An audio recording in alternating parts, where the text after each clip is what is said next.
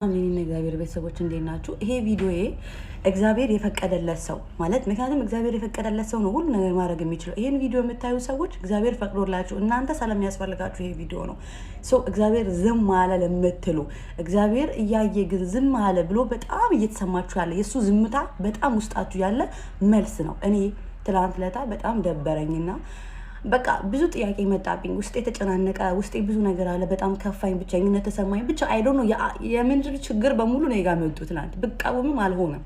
መጨረሻ ላይ እግዚአብሔር ወይ ካንተ ውጭ መሄጃ የለኝም ብዬ ለጸሎት ተንበረከኩኝ።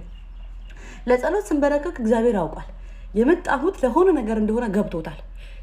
እና ላለቅስ አለ። እኔ ብዙ ጊዜ ጸሎት ጀምር በስግደትና በእንባ ነው የምጀምረው። አመስግኜም ነው ስለ እግዚአብሔር አስቤ ነው የሚጸለየውና ልክ እንባይን አደረቀው እዛው ጋር አየር ላይ እና እንባይ ላለቅስ የነበረው አንድ ልትመጣ አቆመኝ። ምክንያቱም እግዚአብሔር ያውቃል ልቤ ላይ ተሸክሜ የመጣሁትን ፈጣሪ ያውቃል። ጥያቄ ነው ገና ሳልጠይቀው አይምሮዬ ምን አለኝ መሰላችሁ? አይምሮዬ ማለት እግዚአብሔር ነው።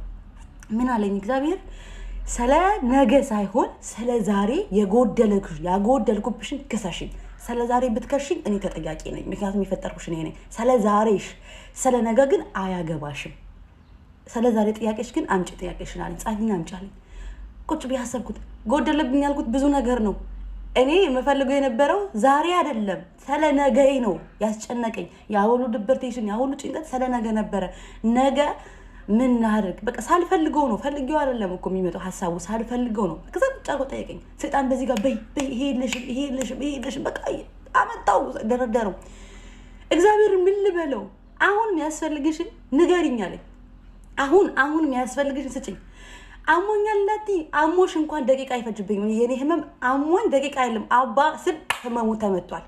የምር እግዚአብሔር ለኔ ነው የምነግራችሁ። ቸግሮኛል እንዳለ ዛሬ እያበላኝ ያጠጣኝ ነው። ስለነገ ምን አገባሽ? ቤት የለኝም እንዳለው ክርስቶስን ነው የምነግራችሁ። ይሄ ቤት ለብቻዬ ነው አሁን ቤት የተሰጠኝ። ይኸው ታዩታላችሁ፣ አሳያችኋለሁ። መሬት ብተኛ አሳያችኋለሁ ሌላ ጊዜ። ቤት የለኝም ስትይ ይኸው ዛሬ ስለ ዛሬ ቤትሽ ለደስታሽ ብዬ ሰጠውሽ። ምንድነው የምትፈልጊው አለኝ።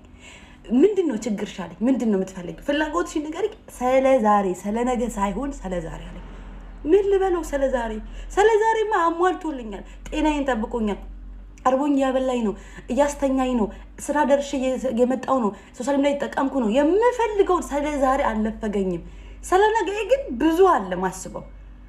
ምን አገባሽ? እኔ የዕለት እንጀራችሁን ስጠኝ ብላችሁ ጸልዩ። ስለ ዛሬ አይደለ ወይ የምሰጣችሁ? ስለ ነገ ለምንድነው የምትጨነቁት ሁላችሁ? የምር እንደዚህ ጥያቄ መጣ።